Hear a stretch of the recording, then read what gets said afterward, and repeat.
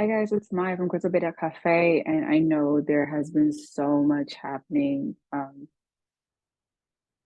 in the market right now.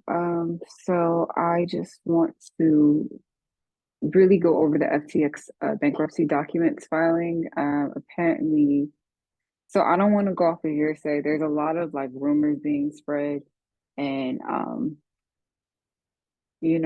after I wanted to come with the findings, I kind of wanted like everything to build, and then I wanted to like pick a stance. But I think speaking from the bankruptcy documents that were filed is the strongest vantage point for the situation. So first to start off, SPF, CEO of FTX, is no longer the CEO, but they have declared bankruptcy due to over leveraging funds with all like between Alameda and FTX. He wasn't really navigating that to the best of his ability. Also, like making the FTT token, borrowing against it, and then investing in projects with the FTT token. But let's think about it: if a token doesn't do anything, has no values, and is immediately used in the terms of debt, like it's a huge L from there. So that's the first L that we have. And then, with that being said, some of his deals, and I need to do more research on this, included people holding the FTT token. Like, oh, I'll give you a deal and I'm going to issue this token because it doesn't hurt to make a token and issue it, right? So he was giving people and they were borrowing against it. So it's like building off a debt, but with billions of dollars. And also, like, we're going to see other things that came up, but I really want to go through this document with you guys.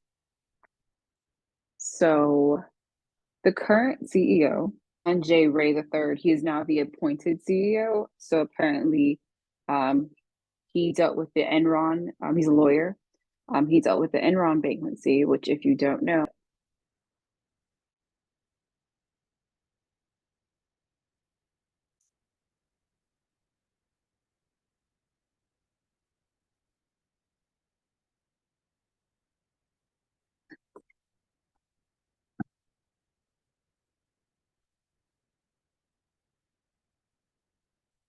so the Enron scandal apparently was an accounting scandal with the Enron Corporation, which is American energy company based in Texas. It was publicized in October of 2001. The company declared bankruptcy, and its accounting firm, which was one of the largest five audit firms, was dissolved. Ooh, that's ugly.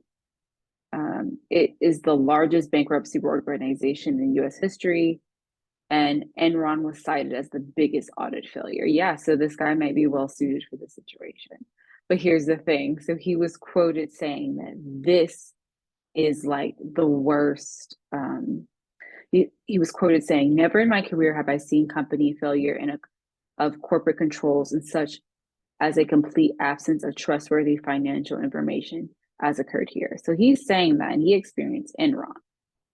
That's bad. Like, I don't think you guys understand how bad that could be. And how much was Enron's bankruptcy? Oh my God. Oh, wow. Oh, 64 billion. So yeah, this man is right on time. So I think the issue with this bankruptcy proceeding is that not only is FTX going bankrupt, but it's going to cause a lot of businesses that had assets on FTX to go bankrupt. Because I don't understand why other large trading firms were using FTX as some form of custody. To me, that's really dumb. Like, you guys are billion-dollar corporations. Why would you hold assets on FTX? Um, there literally needs to be better safety protocols with keeping large amounts of crypto adjacent in these exchanges. I know it's kind of like, oh, well, if another party has it, it's in safe hands. No, it's not. You guys need to fulfill your own security with everyone's assets. And if you cannot do that, I don't think you should have the positions that you had within this space. So we're going to start with page one. So this is what John Ray the third is, and remember, he's just walking into the situation and looking over everything. It says, "I am the chief executive officer of above captioned debtors and debtors in possession, having to accept this position in early morning hours of November 11th, 2022. I'm administering the interests and affairs of the debtors from my office in the United States. My first official act in this role was to authorize the Chapter 11 filings of the debtor and the commencement of the Chapter 11 case. Since my appointment, I have worked around the clock with teams of professionals and a confident cybersecurity firm, secure the assets of the debtors wherever located, to identify the reliable books and records, to assume the information necessary to provide the courts, and to respond to numerous inquiries from multiple regulators and government authorities. God bless this man, because I like how he's not trying to sway us with sympathy for FTX, because I'm sure most people who walk into the situation done, and he's literally going like, hey, I'm here to protect the assets of the people that have money on FTX. So you know, I I have my feelings about, the crypto-based companies running to US bankruptcy court as a means to save them. But it's like, if you've done some weird stuff, bankruptcy will not save you, and it actually could be worse, because bankruptcy protects from like incidents, right? But when it's fraud, it becomes a situation where everyone's suing. So it's just a statement.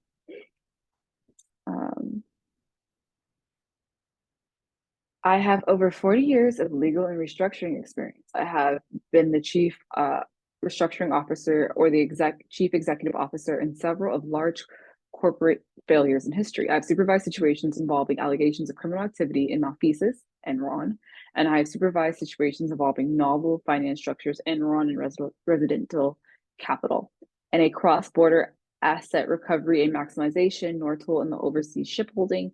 Nearly every situation in which I have been involved has been characterized by defects of some sort of internal controls, regulatory compliance, human resource, and system integrity.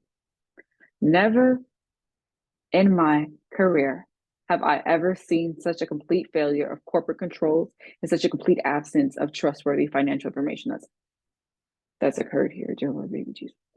From compromised system integrity and faulty, hold on, stop, pause.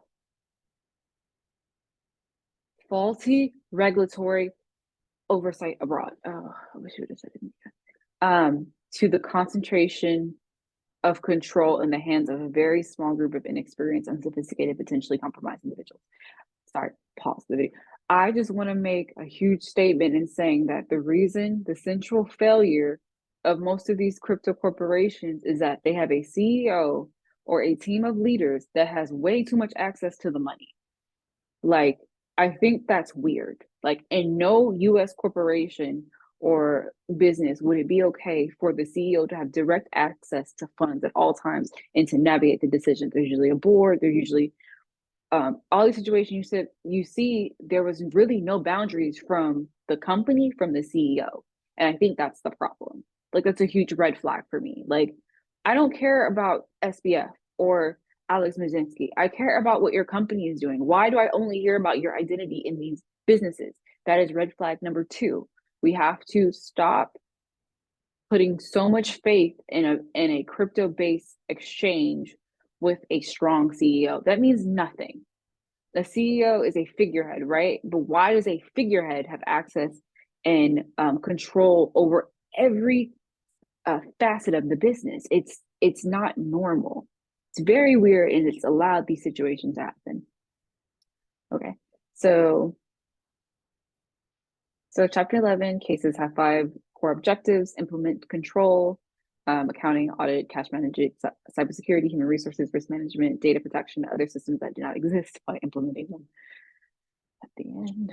And then asset protection recovery, location and security of property of the estate, substantial portion of it may be missing and stolen. So transparency and investigation, the pending and comprehensive investigation claims against Mr. Samuel Bankman-Fried, other co-founders, the debtors, third parties, and coordinators of regulatory stakeholders in the US around the world.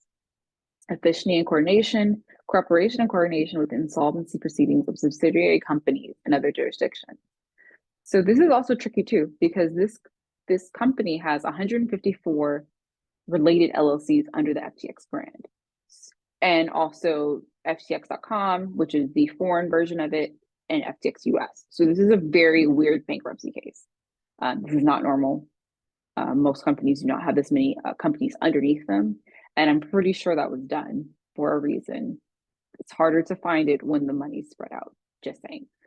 So the maximization of value for stakeholders through the eventual reorganization of the debtors. I don't really care for that.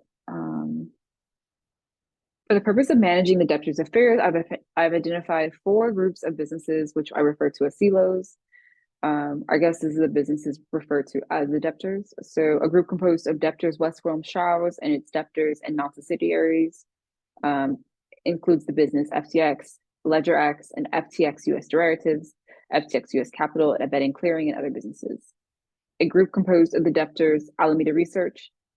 And this is also interesting too, because it's like they have a combined bankruptcy. It's very, very messy stuff. A group composed of debtor Clifton Bay Investments. Yeah. Each of the silos was controlled by Mr. Bankman-Fried. Minority equity interest in silos was held by Ziox, Gary Wang, and Nishtad, which I believe are the co-founders of the business, with Mr. Bankman-Fried. RS Silo and .com Silo also have third-party equity investors, including investment funds, endowments, sovereign wealth funds. Wow. To my knowledge, no single investor other than the co-founder owns more than 2% of any equity in the silo. Okay, so there's a lot of investors.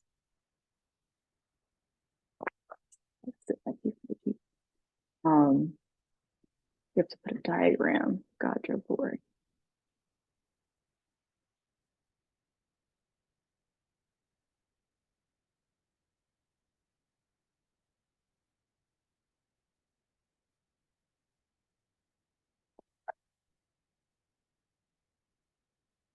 Also, the equity thing. So I don't know if you guys know this, but the reason why SBF has such a high evaluation is because he gave himself a lot of equity from all the related companies.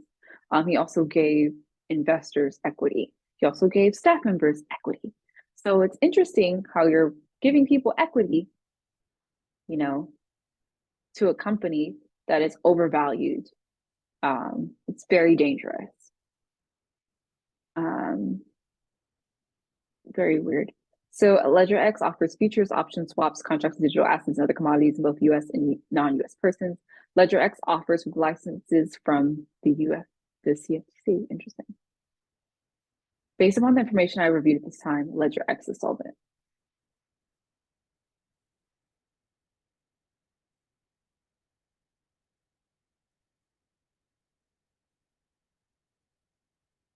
FT Capital Markets LLC is solvent. Let me get to the page. It was like interesting. Okay, here we go. Okay, so this is an unaudited consolidated balance sheet for the ROS silo of September 30th, 2022. The balance sheet shows 1.36 billion assets in total at that date.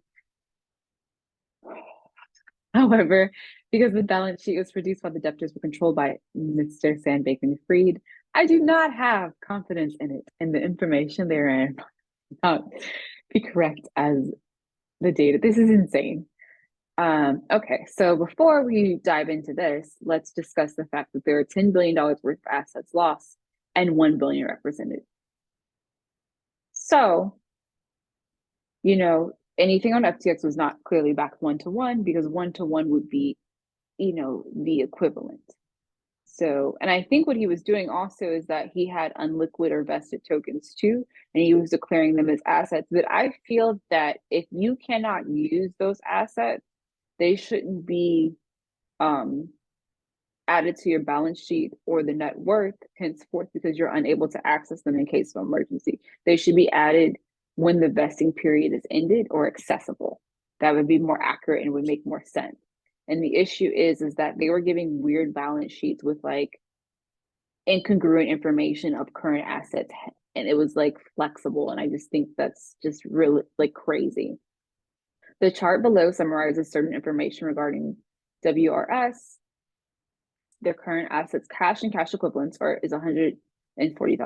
How does $1 billion company only have $140,000 in cash? It's really weird. restricted cash, US denominated stable. This is ghetto. Customer custodial funds is only 102,000. So that's weird because it's like, where is the rest of the money? $102,000 with accounts receivable related parties. Are these in the millions? No, they're in the thousands. Weird.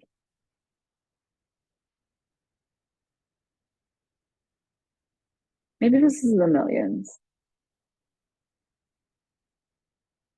It says, but I'm hoping this is declared incorrectly. Let me do my math. I think this is in the millions. So exclude my previous comment. But whatever the case may be, it's still low. It doesn't matter. It should be double the amount of assets held by customers, right? Still low. Okay, so total liabilities.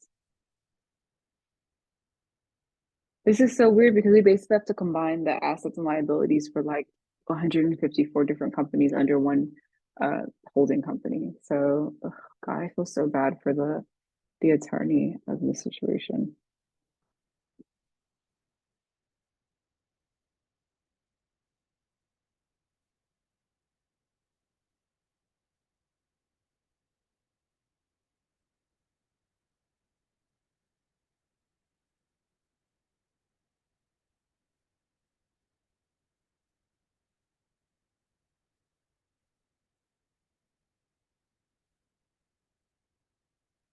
Okay, sorry, I just read something about the Bahamian government saying that it's the Alameda silo. So the parent company and primary operating company in the Alameda Silo Research. Alameda operated quantitative trading firm specialized in crypto asset. Strategies include arbitrage, market making, yield farming, and trading volatility. The Alameda silo also offered over-the-counter trading services and made and managed other debt and equity. In short, Alameda was a crypto hedge fund with a diversified business trading, speculating in digital assets, related loans, and securities for accounts of its owners. Bankman Fried and Wang. Alameda Research prepared to consolidate financial statements on a quarterly basis. To my knowledge, none of these financial statements have been audited. Look at that. Haven't audited. I audit anything. September 30th, the balance sheets for Alameda shows 13 billion in total assets as of the states. However, its balance sheet is unaudited and produced while the debtors weren't controlled by. He keeps repeating this phrase. Should put it on a shirt. This balance sheet was unaudited and produced while the debtors were controlled by Mr. Bankman-Fried. I do not have confidence in it, and the information therein may not be correct as of the date stated.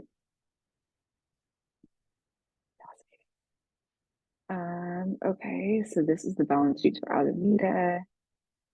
Yeah, the issue is that like, how do we know what they really had if this person keeps like changing them before publishing? It's saying it as 13 billion, but I can't imagine it having 13 billion. Somebody's lying.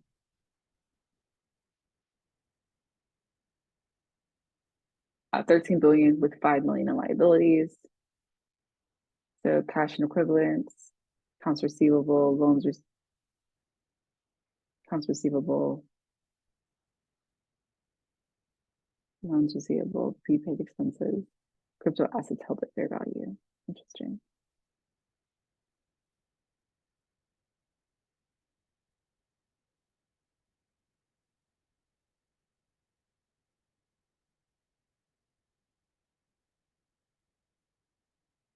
Great.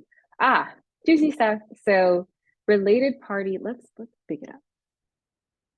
Okay, related party loans receivable of 4.1 billion at Alameda Research consolidated 4.1 billion in loans. Dear Lord, baby, sweet Jesus, consisted primarily of a loan to Elicit Way to Paperberg Inc., a debtor of 2.3 billion.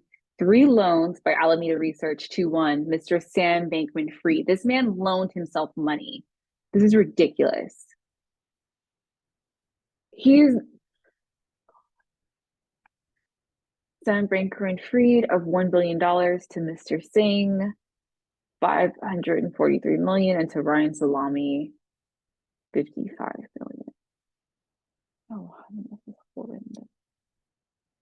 their liabilities are about 5 million. Accounts payable, custodial funds due to customers, $300,000.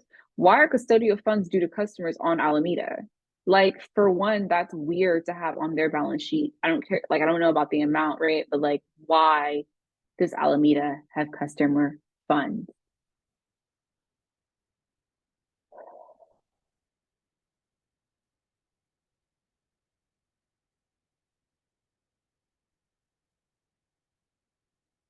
And the full liabilities are not even listed. As mentioned above, the Alameda Research LLC is organized in the state of Delaware. Other debtors, Alameda Silo, are organized in Delaware, Korea, Japan, the British Islands, Antigua, Hong Kong, Singapore, Seychelles, Cayman Islands, Bahamas, Panama, Turkey, and Nigeria. Oh my God. They also have a venture capital firm under FTX. I forgot about that. The debtors in the venture silo make and manage private investments. The investments are held by Debtors Clifton Bay Investments. That is their real name. LLC Clifton Bay Investments, FTX Ventures, and Island Bay Ventures. To my knowledge, the debtors Clifton Bay Investments, LLC, and FTX Ventures prepared financial statements on a quarterly basis. That's nice, at least someone did.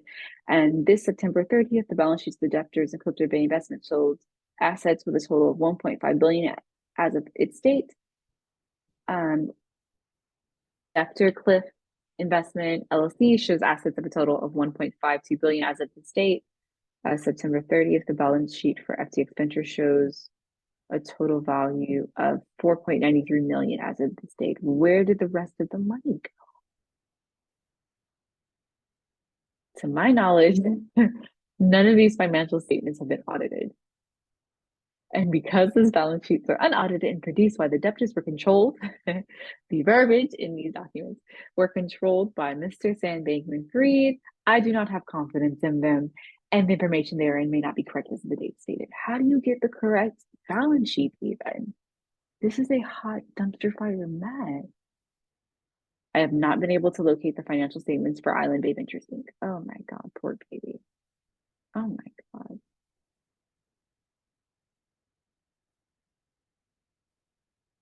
$261?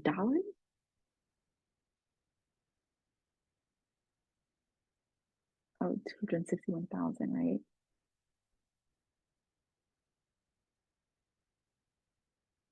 I don't the way they're delivering it, it's like really hard for me to because it's like a billion, right? Hold on. 2.5 billion is like half. Okay. Um not support evaluation too, because okay, so it's in the millions. Report evaluation because it's in their investments, but all of their investments due to this incident have in value, so that number isn't correct. Um, hmm.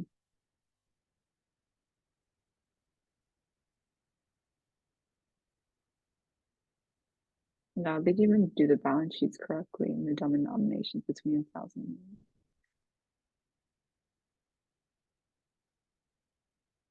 liabilities, which match its current value. Account payable, account payable. So there's two investment firms. Oh my God, this is very egregious. All the debtors in the venture silos are organized in the state of Delaware. What state is that? What's one of those states where you can have anomalies policies? Oh God. The .com silo includes FTX.com, the trade name for a business conducted by the parent company of .com silo and FTX Trading Ltd, which is organized by Antigua. FTX.com is a digital asset trading platform and exchange. It was founded by Misar, Bankman-Fried, Wang, and Singh and commenced operations May 2019. The dot-com silo, which also holds certain marketplace license and registration, is certain in non-US jurisdictions, including the European Union and Japan. The FTX.com platform is not available for US users. God, thank you, dear Lord Jesus, but it doesn't matter because both went bankrupt. In addition to its core asset exchange, dot-com silo offered a off-exchange portal that enabled users to connect and request quotes for spot digital assets and trade directly. The portal enabled users to lend their digital assets to other users for spot and match users that wanted to borrow with those willing to lend. The FTX.com platform grew quickly since it launched to become one of the largest crypto exchanges in the world.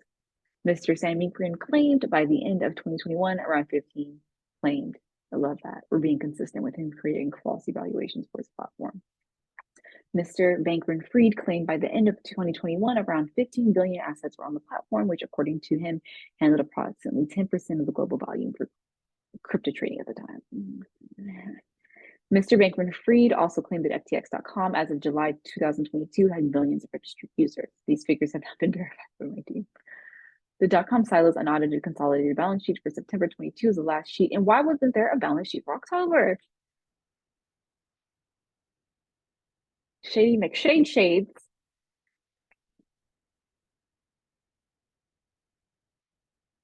This man said, I'm going to cover my ass. He said, I may have walked into something wrong because the balance sheet was produced when the debtors was controlled by Mr. Bankman-Fried. I do not have confidence in it, and the information therein may not be correct at the time stated.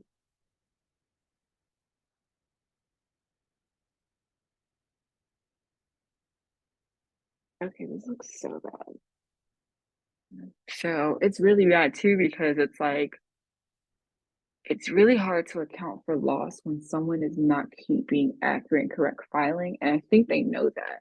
And I think as nasty as this look, it was done intentionally. It's like a kill switch, kind of like, hey, if this ever goes wrong, watch them sort it out for years because they don't have accurate balance sheets or statements with accurate depiction of assets on hand.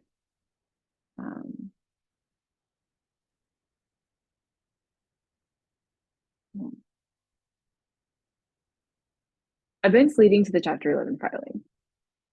The debtors faced a severe liquidity crisis that necessitated the filing of these Chapter 11 cases. Pause. So another thing, there was a tweet that popped up where Sam was just like, oh, well, I didn't even want to file bankruptcy because if he hadn't filed bankruptcy and just pretended like nothing was wrong and like negated that, the issue is that what I've noticed, a lot of these crypto platforms are not, some of them due to the poor regulation, right? They're breaking even, right? Like they're carrying just above what the platform has. They're being some of them, like the bad ones, right? They were being succubuses to their customers' assets, correct? So in reality, if he had not declared bankruptcy, he could have, I wouldn't say could have, because all the information has started to come out and people are becoming more hyper aware and moving things off his platform. But I think in his weird, deluded world, I think he thought he could trade his way out of this before he identified it. And I think I saw it in a tweet where he's like, I didn't even want to declare bankruptcy, which is just disgusting because it's like you don't have any sense of reality where like this is not a game. This is people's livelihood. This is someone has like, I think their pension on FTX for whatever random reason. And random exchanges are holding like millions of dollars on it. So it's not a game. It's not, you can't trade your way out of a liquidity crisis that's probably been existing for a few years. And especially if you're losing money in Alameda from trading, which I don't know how they lost money with Alameda because I don't they control the liquidation points or something? What did I read on Twitter today? I read a lot on Twitter today. I read Alameda was exempt for being liquidated when trading on FTX. So how did you lose money? It's like saying you're gonna go gambling and you'll win everything and you still lose everything. Like you fix the house. How are you taking L's if how do you lose? And again, I'm pretty sure there are laws against that. Like you can't do that as a broker or a trading firm. You just can't do that. It's cheating. Like, what if every exchange did that and had their own trading firm, trade on their platform that couldn't get liquidated?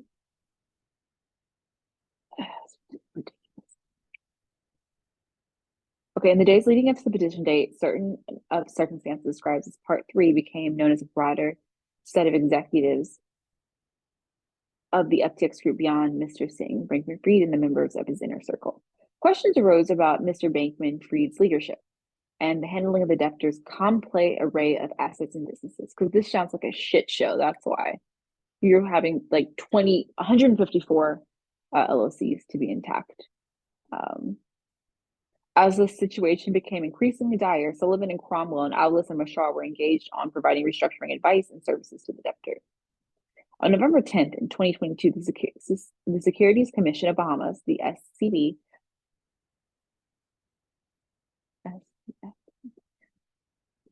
took action to freeze the assets. That's fascinating. Took action to freeze the assets of non-debtors and the FTX Trading LCC, Ltd, the employer of certain and current. Oh, wow, that's nice. So they were proactive. So on November 10th, 2022, the Securities Commission of Bahamas, the SCB, took action to freeze the assets of non-debtor FTX Digital Marketing, a service provider to the FTX Trading, and an employer of certain current and former executives and staffs in the Bahamas. Brian Sims, KC, was appointed as provisional liquidator of the FTX digital markets on sealed record. The provisional liquidator for this Bahamas subsidiary has filed a Chapter 15 petition to seek recognition of provisional liquidation proceedings to the bankruptcy court for the Southern District of New York. So are they saying that they were forced to go take the funds and preemptive before bankruptcy filing because they were worried that members of FTX would have removed the funds in other ways? I should be highlighting these.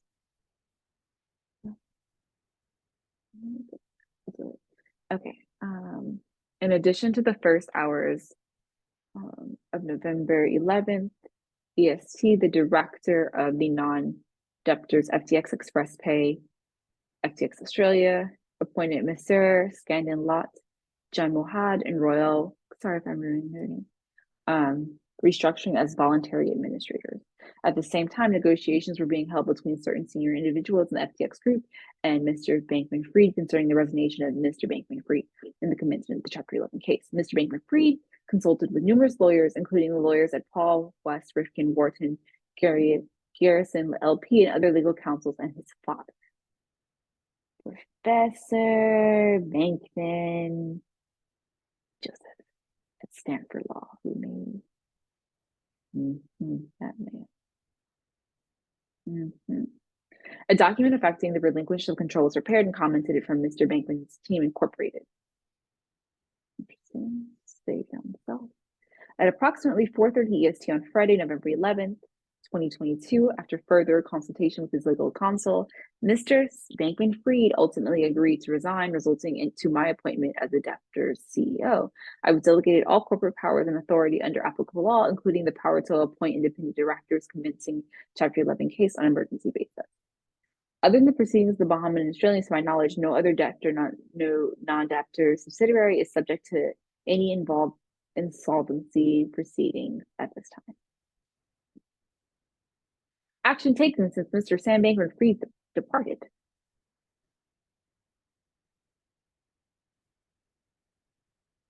Oh, bad. Okay, so they're saying that many entities never had a board meeting.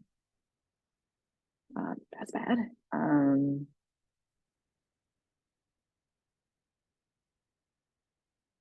So new directors. So the following new independent directors have been appointed. Are Michael Snofkin is currently the senior advisor in MIA Insurance Corporation correction of the restructuring of the firm's insured portfolio exposure of Commonwealth of Puerto Rico's $7 million debt. It's fascinating. So they just bring in people that have restructured before. fire everyone. That's fascinating. So these are all the people they have brought in to take over as board members to navigate this experience. Very interesting.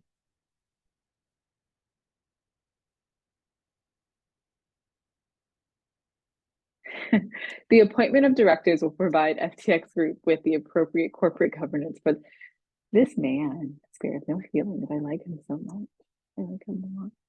The directors' intent to hold a joint board meeting of the debtors on matters of common interest, including implementations of control, asset protection and recovery, the investigation into claims against the founders and third parties, and cooperation with insolvency proceedings of subsidiary companies and other jurisdictions, the maximization of values of all stakeholders to the event reorganization of sales of the debtors' complex arrays of businesses, investments, properties around the world, and the directors will implement appropriate procedures for the resolution of conflicts of interest among silos if necessary, within silos as the case progresses, including the potential engagement of independent counsel to represent so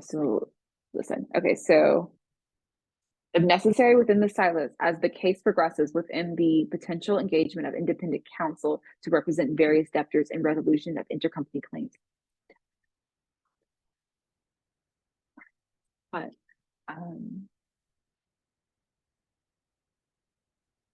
I said, y'all gonna have to get a lawyer. I expect there to be a multitude of intercompany claims that will benefit from a fair resolution under the rules and conventions of Chapter 11 practice in the District of Delaware for complex multi-debtor case. Oh, honey. Intercompany claims. For the time being, my belief is that all stakeholders are best served by a coordinated and centralized administration. Okay. Cash management. The FTX Group did not maintain centralized control of its cash.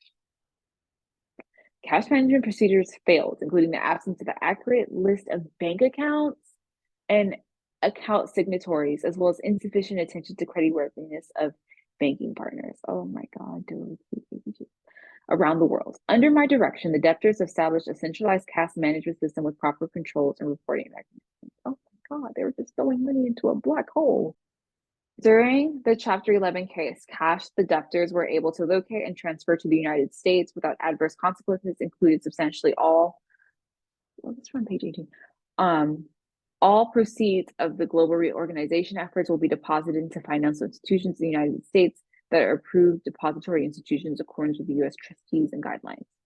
You know what? I have to say, this is really bad, but at least the legal recovery process they've established seems to be logical. Because again, we have to remember 2 different jurisdictions working together for a U.S. bankruptcy that we don't know that the Bahamian government is going to work directly. They're going to be like, no, what's here is here, what's there is there. So in terms of what the team, the recovery team is doing, this is good in terms of moving the case forward. Because they're making sure that they see the assets to stop Scooby-Doo and the gang. No, well, not Scooby-Doo, those are the good guys, but I can't name the villain off the top of my head that would correlate with this. I'll come back for this joke. But anyway, instead of allowing them to like magically evaporate the funds, right? Because we don't trust them at this point. What context in which would we trust them? They've lost trust from everyone. So each silo will have a centralized cash pool. The debtors will implement appropriate arrangements for allocating cost across the silos and debtors. The debtors will expect to file a promptly cash management motion that will describe a new cash management system in more detail. I feel like situations for like this, I feel like they should disband, because this is kind of what the Celsius thing is doing. Where like they're asking for my money, and they asked for like some like 6-something million to like pay out bonuses, and it's like, look, you guys making money is no one's priority anymore. You need to make sure everyone gets their money back. Okay. So I don't like even partial control when someone does something like this. I think is giving them too much leeway, but those are the traditional standards set by US bankruptcy law. Because of the historical cash management failures, the debtor does not yet know the exact amount of cash. Dear Lord Jesus, that FTX Group held in the petition date. The debtors are working with Alvarez to verify all cash positions. Oh, honey.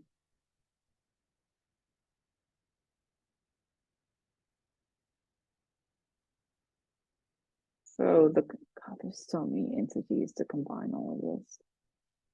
So from all of them, unrestricted cash.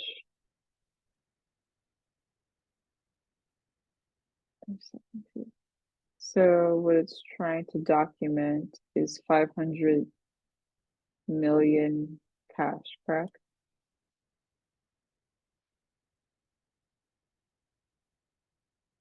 That's crazy too, because how do you move this?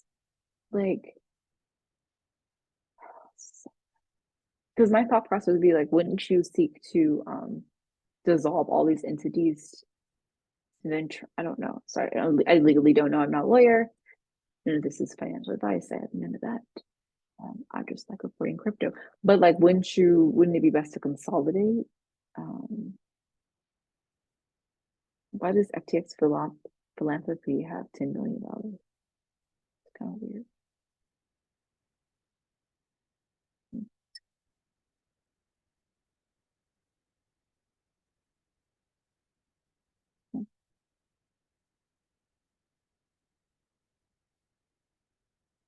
The debtors have been in contact with banking institutions that they believe will hold or may hold the debtors' cash. These banking institutions have been instructed to freeze withdrawals. Great.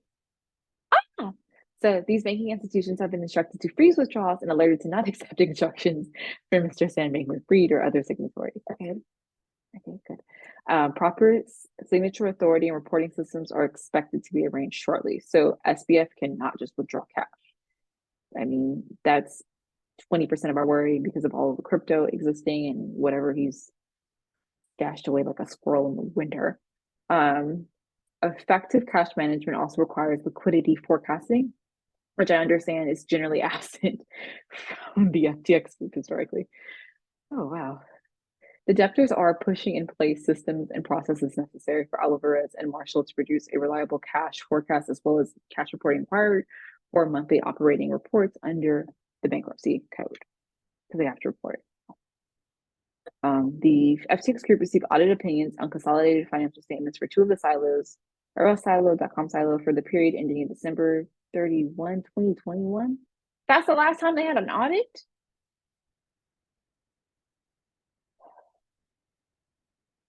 The audit from the silo was a firm which I'm professionally familiar. The audit firm from Daco Silo was Prager Metis, a firm with I am not familiar, whose websites indicated that they're the first CPA firm to open a metaverse headquarters, and they might be the first to close. I have substantial concerns about the information presented.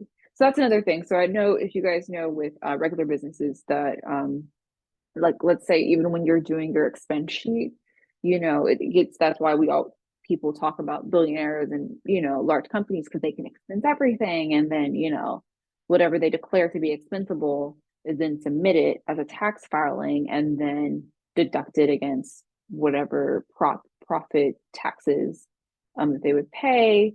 So again, it's the submission of expenses to a third party after you've recorded it.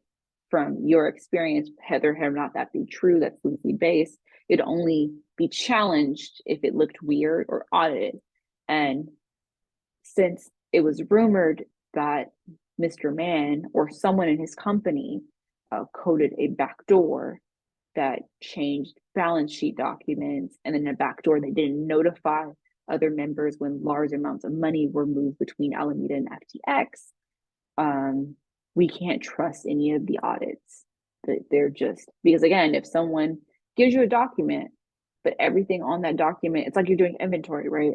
And then you don't have a correct count for the inventory, but you submit it, and then you go back to redo your inventory, and everything is going to be off because the initial inventory inputted wasn't correct. Same thing with submitting a balance sheet for an audit that has an incorrect balance sheet and then is audited based upon the balance sheet and then what's shown to the auditors. As a practical matter, I have substantial concerns about the information presented in these audits, financial statements, especially in respect to the .com silo, which I think is FTX.com, the foreign branch. As a practical matter, I do not believe it appropriate for stakeholders in the court to rely on the audited financial statement for relevant indication of financial circumstances of these silos. The debtors have not been able to locate any audited financial statements for respect. So Alameda was never audited.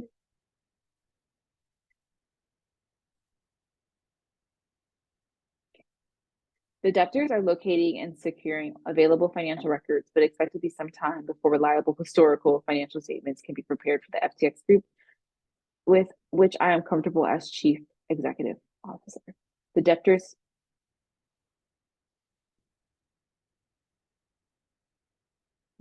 do not have an accounting department and outsource this function. Yo, this is crazy. How do you not have an accounting department for any of the LLCs and firms under FTX in both US and foreign? Do you understand how insane that is?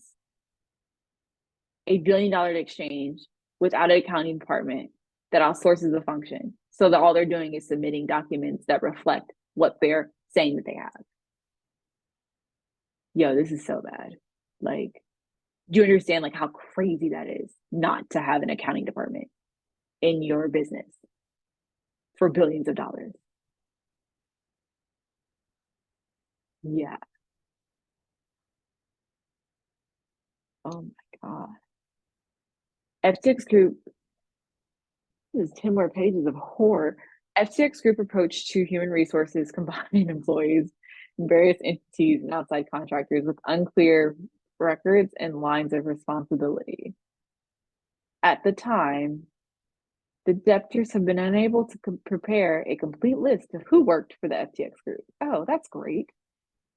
And as of the petition date or terms of their employment, what in the absolute? Okay. Repeated attempts to locate certain presumed employees to confirm their status have been unsuccessful to date. Oh my God. How do these people do their taxes? They're probably paid in FTT tokens. Oh my God. Nevertheless, there's a core team of dedicated employees at FTX Group who stayed focused on their job during this crisis, who have established appropriate lines of authority and working relationships. The debtors continue to review personal issues. I expect, based upon my experience, the nature of the debtors' business, the large number of employees of the debtors will need to continue to work for the debtors for the foreseeable future.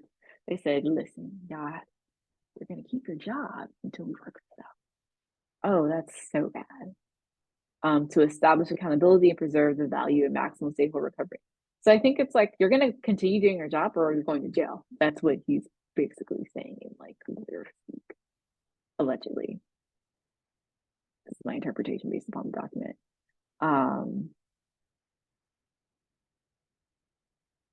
As the chief executive officer, I am thankful for the surety efforts of the group of people who, despite difficult personal circumstances, have risen to the occasion to demonstrate the critical importance of the debtors. The debtors are preparing one or more motions to address issues relating to continuing employees and contracts. The debtors may hire new employees. Oh God, no. May hire new employees and officers with turnarounds or other relevant experience to core functions, or determine new leadership is acquired. I anticipate the debtors will be able to file these motions in the coming days. Disbursement controls. The debtors do not have any type of disbursement controls that I believe are appropriate for a business enterprise. Oh my God, what does that mean? That's really bad. Really bad. Statement number like 52, that is really bad. For example, employees of the FTX Group submitted a payment request through an online chat platform. What? With a disparate group of supervisors approving disbursements by responding with personal emojis. Oh my.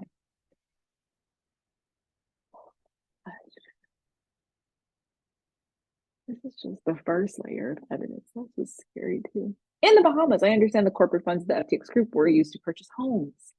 Homes. I guess that's nice for the employees. I mean, I hope it's not with customer funds. Good Lord. In the Bahamas, I understand the corporate funds of the FTX Group were used to purchase for homes and other personal items for employees and advisors. I understand that this does not appear to be documentation for certain transactions as loans, and certain real estate was recorded. Wait, what? I understand that there does not appear to be documentation for these transactions as loans.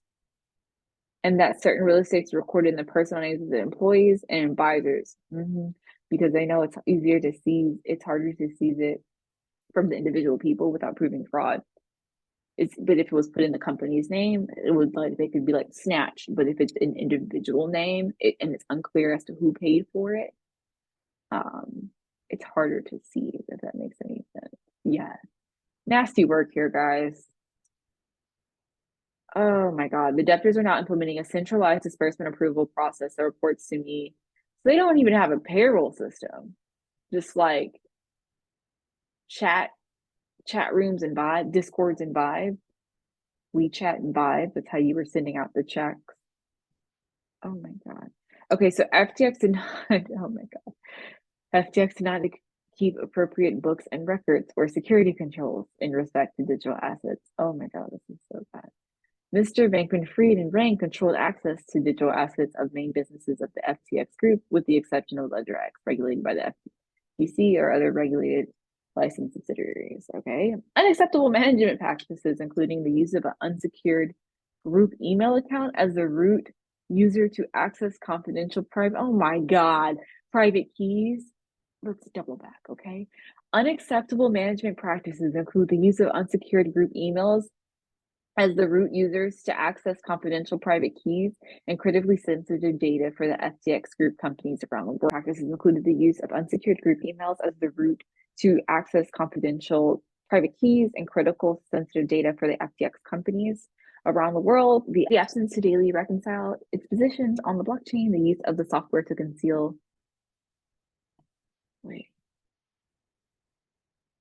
The use of software to conceal the misuse of customer funds. The secret example of Alameda from certain aspects of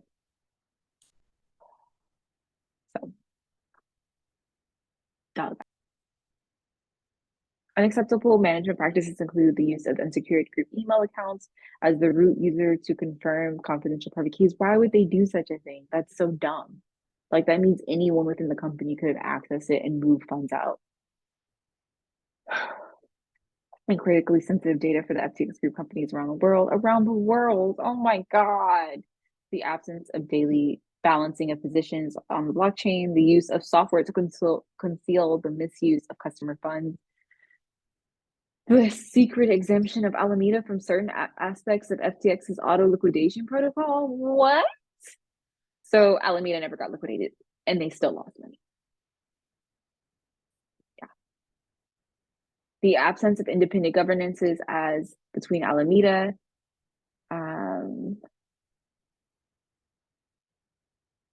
the debtors have located and secured only a fraction of digital assets of the FTX group that they hope to recover in the Chapter 11 case. The debtors have secured in a new cold wallet approximately 740 million of the cryptocurrency that is believed to be attributed to WS, Alameda, or .com silos. The debtors have not yet been able to determine how much cryptocurrency is to be allocated to each silo, even if such allocation can be determined. The balances exclude cryptocurrency not under the debtor's control as a result of 372 million unauthorized transfers initiated on the petition date. Yeah, so apparently, I don't know if you guys know that there was a hack on the platform where like at least 300, I think it's more than that though. I'm unsure of the actual amount because at first it was 372,600,000. So I believe in between the range of 372 million to 600 million. And then some tweets came out today about the Bahamian government saying that they forced them to liquidate it, but like, what? So like, again, because it's like legally, can they force a company to liquidate its asset? Like, you know, like, I don't know. This is a lot. Yeah. During which time the debtors immediately began moving the cryptocurrency into, okay, hold on. So I think, okay, so they're saying that this is an unauthorized transfer, but there was a second transfer. So I remember someone saying that they were moving money, but someone was also hacking it at the same time. It's really confusing. Okay, during which time the debtors immediately began moving cryptocurrency into a cold storage to mitigate race to the remaining cryptocurrency that was accessible at the time. the diluted minting of approximately 300 million FTT tokens. They minted tokens after the petition date.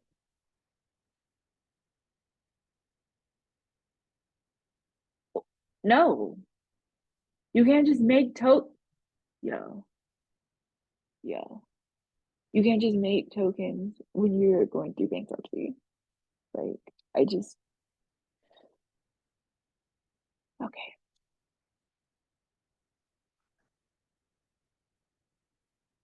Like, we have to address this. Like, why would you think that that's a good idea in that amount? The failure of co-founders and potentially others to identify additional. They have other wallets and they're not even identifying them. This is so bad. Okay, so the failure of co-founders and potentially others to identify additional wallets believed to contain debtor assets. Oh my God. In response, the debtors have engaged in forensic analysis to identify potential debtor assets on the blockchain. Okay. God bless the blockchain, because at least we can see previous addresses that interacted and go from there, because literally we can't even trust them to be transparent about what is where at this point. Cybersecurity professionals to identify the parties responsible for the unauthorized transactions on and off petition dates, and investigators to begin the process of identifying what may be a very substantial transfers of debtor property in days, weeks, months prior to the petition date. The debtor team includes businesses, accounting, forensics, technical and legal resources I believe are among the best in the world at these activities. Probably.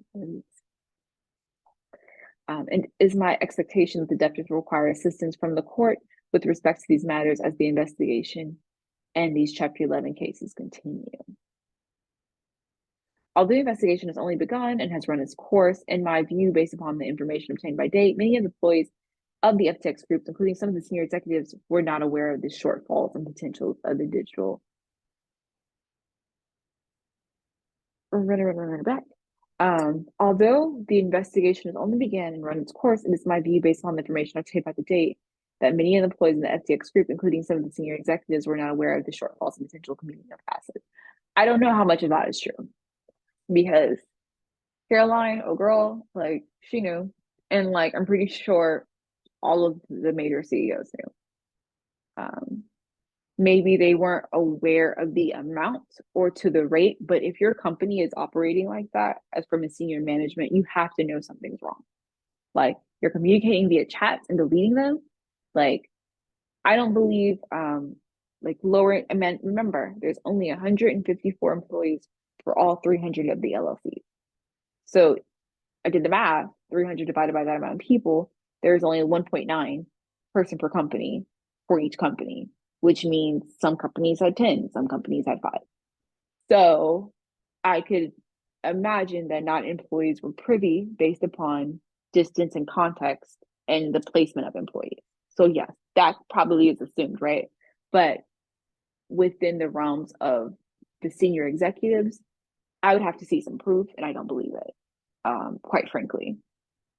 You know, you know, so. But I knew some of like the lower level or like representatives. So he's saying, I believe some of the people most hurt by these events are current and former employees, because I do remember him giving them equity. A lot of employees exchanging equity. And it's like, look, you have equity in something, but the value, your company no longer is valuable. You don't have anything, you lost a lot of money. So in that context, that really sucks. I indeed believe some of these people most hurt by the events are current and former employees and executives whose personal investment and reputations have suffered. These are many of the same people whose work will be necessary to ensure the maximization of value for all stakeholders going forward. The FTX has billions of investments in other cryptocurrencies, as suggested in the description of the 4 silos. However, the main companies, Alameda Silo and Venture Silo, do not keep complete books and records of their investments and activities. Oh my God, this is awful. How do you not create records of your investment? You're just like throwing like a pin on a board and like picking an investment, and then like It's like saying I'm doing DeFi and I'm not tracking like where like my staking rewards and I'm just like or like what? The debtors are creating a balance sheet and other financial statements for the Alameda CELA and the ventures of the CELAs and the petition date. The debtors are doing so from the bottom up by using records of cash transactions, as the debtors are also reviewing various third-party sources located to locate investments. Almost done, guys. I know this is like really crazy. Perversive failures of FTX.com business in particular is the absence of lasting recording and decision making. Mr. Bankman-Fried often communicated by applications that were set to auto-delete. What the?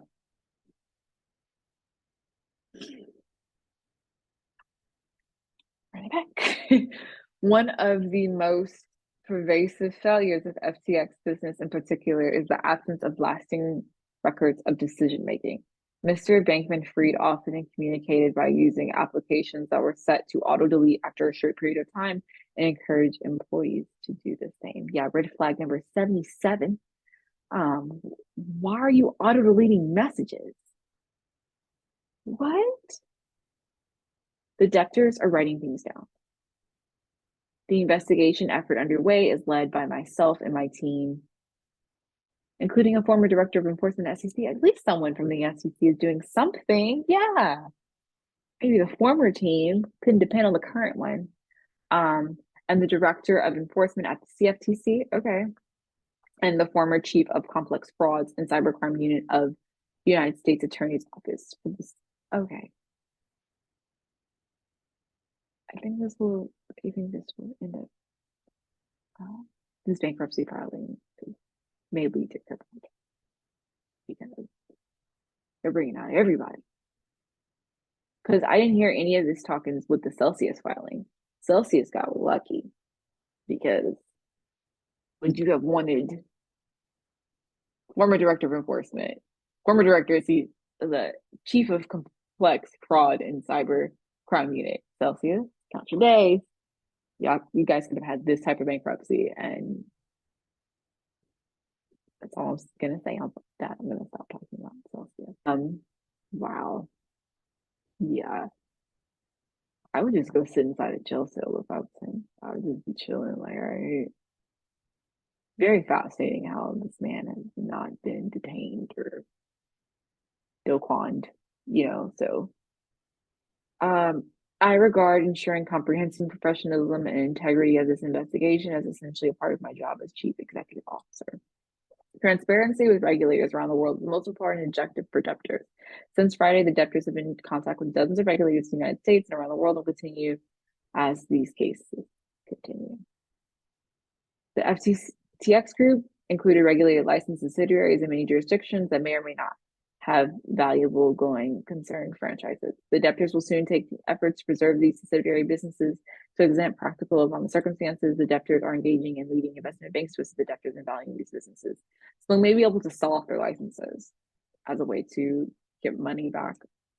Access to data. The debtors have cryptocurrency, digital assets, and other critically sensitive data to repositories. Oh, God. That have been the subject of unauthorized attempts to access. The debtors have implemented certain defensive measures. The debtors have been advised that attempts to access these properties of the state will increase the risk of loss to unauthorized purchase.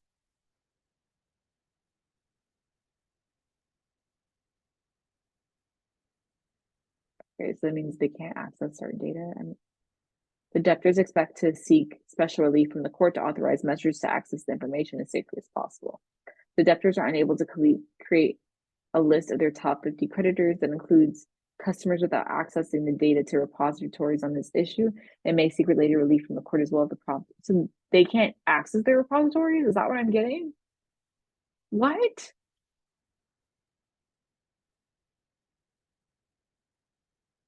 So they lock themselves out of the. This is why you don't work with evil geniuses. So this is basically implicating that the debtors have implemented certain defense measures. What they need to say is that they set a defense mechanism that's locking anyone for have access to their data to make it harder to catch them in doing whatever they did. So instead of they can't access it, it's locked. The debtors have been advised that attempts to access this property of the state creates loss to unauthorized person. So they've locked it for themselves. They know it's locked, and I guess if someone from the debtor side unlocks it, it would be identified. That's what I'm grasping for this. If anyone wants to clarify that part, please clarify it with me. That's what I'm understanding. I don't know if that's a clear representation of what's happening. Because it's also saying the debtors expect to seek special relief from the court to authorize measures. So I think it's a situation where they lock themselves out, but if they go back in, they can see that they went back in to access the data, and then they would be in trouble. The debtors are unable to create a list of their top 50 creditors, which include customers without access to data repositories at issue, and may seek related relief from the court if the problem cannot be properly resolved. So I think they locked themselves out on purpose. Yeah. Corporate communications, finally and critically, the debtors have made it clear to employees and public that Mr. Sam Bankman-Fried is not employed by the debtors and does not speak for them. Mr. Sam Bankman-Fried currently is in the Bahamas, continues to make erratic and misleading public statements. Mr. Bankman-Fried, whose connection and financially holding to the Bahamas remains unclear to me, recently stated to a reporter on Twitter, F regulators, they make everything work. This man, I like him because I have never seen someone include a Twitter statement in a bankruptcy document. Okay, he just read him down. Oh my God. I don't think it's because they're trying to distance themselves. I think they're really just like, we don't know what's going on with that. We're trying to figure it out. Please stop. Yeah, Mr. Bankman-Fried's connection to financial holding Bahamas remained unclear to me, recently stated, and suggested the next step for him was to win the jurisdictional battle versus Delaware. I declare under perjury that is for going to be true and correct. Wow, that's crazy. And then let's take a picture of this. So, wow. I don't understand why this just has his name and everything under it. I wonder if it's a discussion of ownership. So these are all the LLCs, I believe.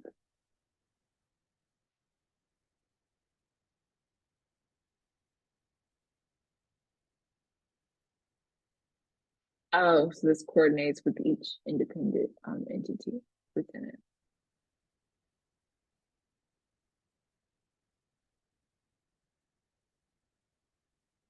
Oh, and how much is so this is SBF's line of ownership. He owns 50% of Alamos. Why does he own 90% of Alameda? And it's crazy how he was like, oh, I'm gonna step down from CEO of Alameda, but you own 90% of it. That's just weird. Like, this doesn't even make sense from like a financial perspective.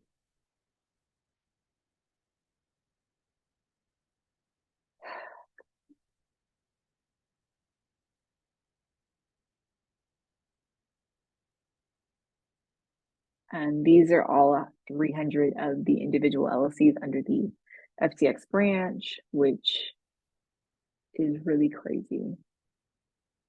And all of them are formed in Delaware.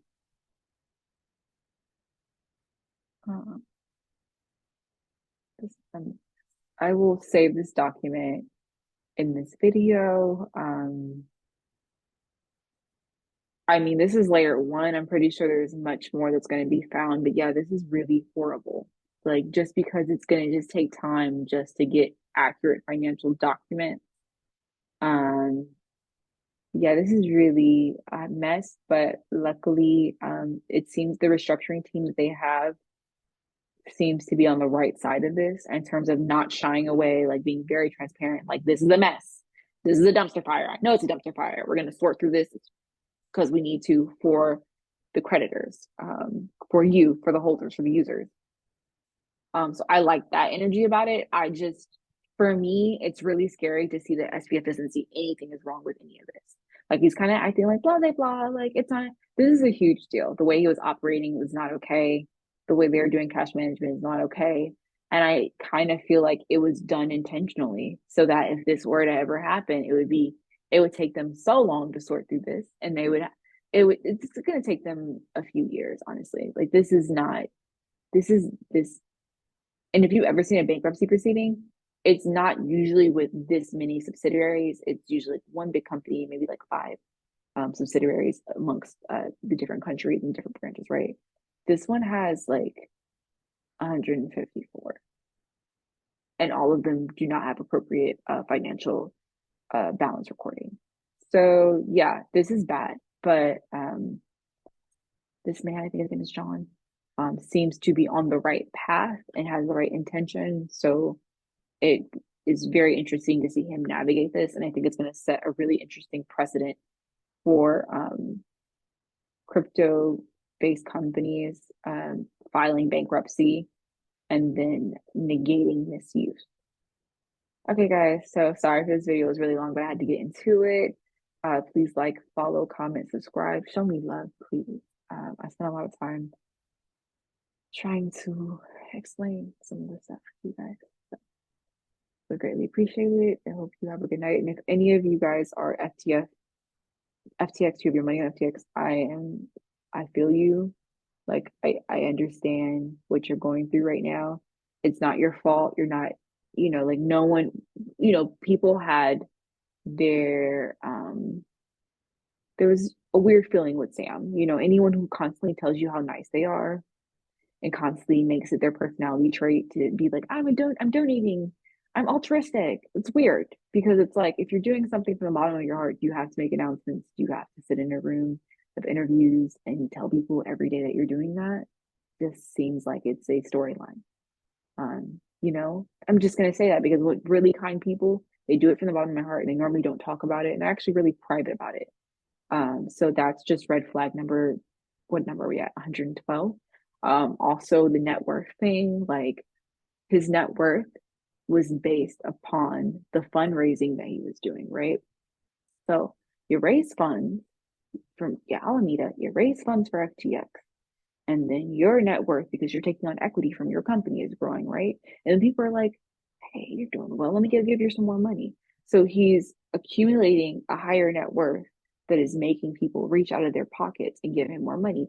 The average person, from a VC perspective, looking in, and they should do more diligence. This whole saga is, I'm not going to go into a rant about VCs have not ruined the space, but they have compromised the space with not doing due diligence.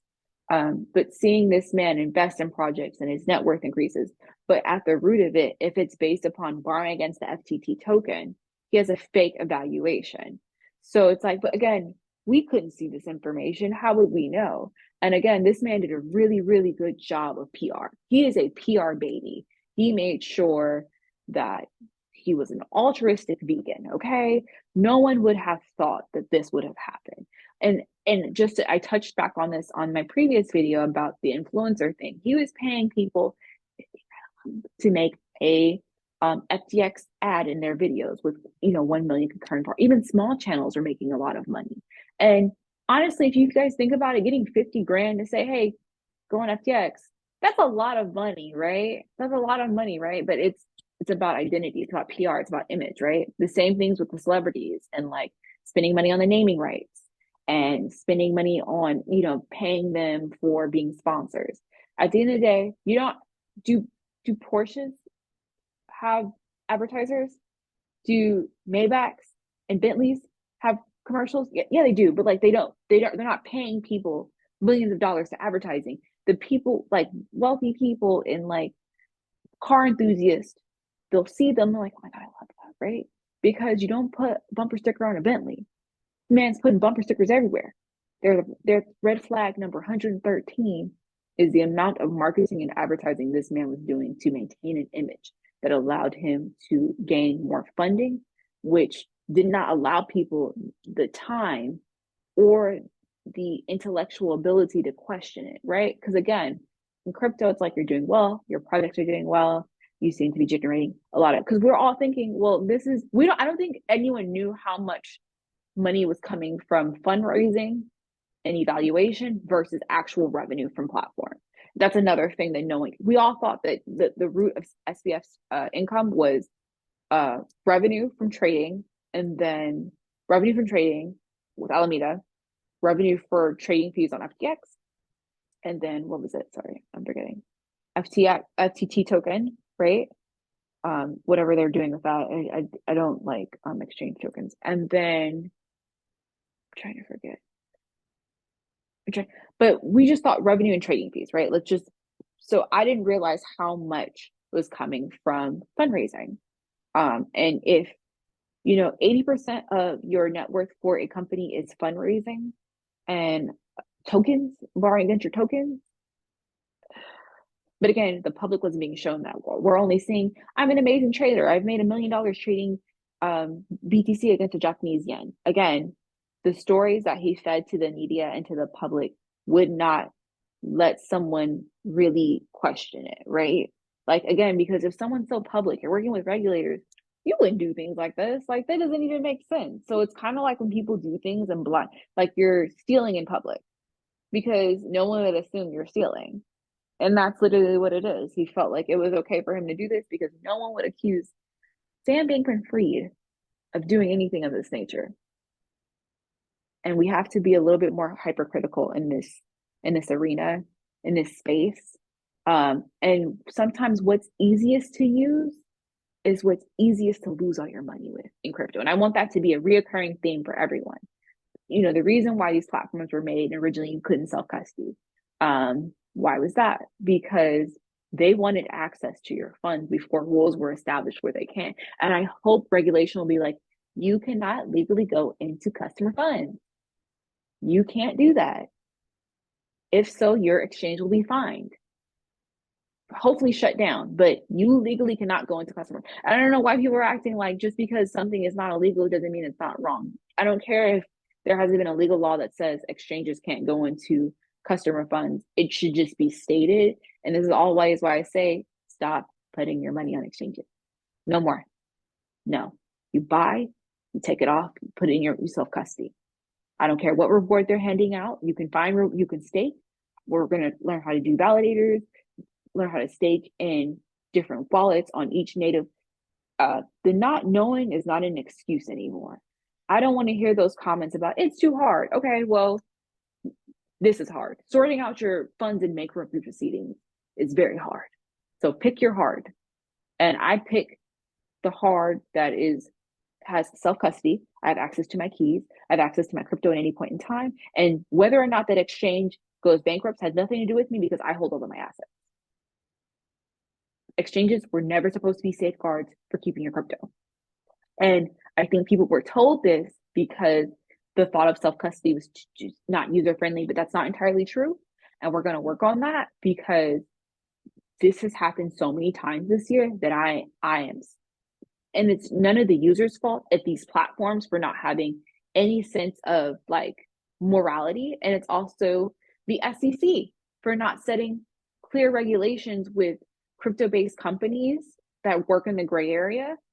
Like to me, how could these companies have existed? I don't even understand how, take away the crypto, like let's say this is like a regular, like just derivatives. You don't have an accountant, you don't have a reporting, you don't have an HR, like what? Like if the IRS would have audited them once, this could have all been shut down like a year ago. So I'm just trying to understand from a regulatory perspective, what do you guys have in place? Like I understand you have to publish regulations for definitions, but in terms of a business going out on the market, what regulations do they have to abide by before they're, usable by US holders? Because to me, the SEC is struggling with pushing like clear like regulations, but to me it should be like, hey, if you're an exchange, you have to like reserves have to have a financial audit done by a US based firm that is employed by the government. Just audit, proof of reserves, uh, security. You have to disclose your security processes, like how you hold customer funds, because that's important, right? Like the government, I think they should be privy to that. Like they should know how they hold customer funds, and your customer funds and operating expense budget have to be separate. You cannot go in and out of them. There has to be safeguards, and you need to show them like how they're stored. I think, to me, at the bare minimum, right? that could have been a regulatory framework for centralized. Because I don't understand this focus on DeFi. DeFi is fine, smart contracts. The only thing issue with DeFi is security and coding, and that's a different argument, right? But for a centralized exchange, that is the bare minimum. And having those safeguards could have avoided everything we've gone through in the past year. And I don't understand why it's so hard for the SEC to literally just decide upon that. And it's like you're suing all these random cryptocurrency companies for securities definitions, which you haven't clearly defined. But this type of stuff is identifiable by seeing how this company operates and navigates. Like these are things that you could have been privy to had you requested official audit documents from a government source, right? So it's just like, again, I blame the regulators because we can say that crypto's not regulated, but that's not entirely true. Select people are regulated. Select people are addressed and attacked, and other people, like Sam Bankman-Fried, get to do whatever they want. And now we have this situation. So this is just really hard to watch. And also, it's really sad to see that this man is on Twitter tweeting instead of sitting somewhere and being detained and questioned and everyone recovering the assets. So yeah. So again, thank you guys for watching this video. I think I'm going to publish a writing piece on it as well for those of you who could not sit through this video because it's very long. And again, thank you. And please follow and support our page by subscribing to Crypto-based Substacks newsletter that comes out once a week or whenever I have the capacity to complete it, our YouTube channel, and our Instagram. Thank you guys. Okay, bye-bye.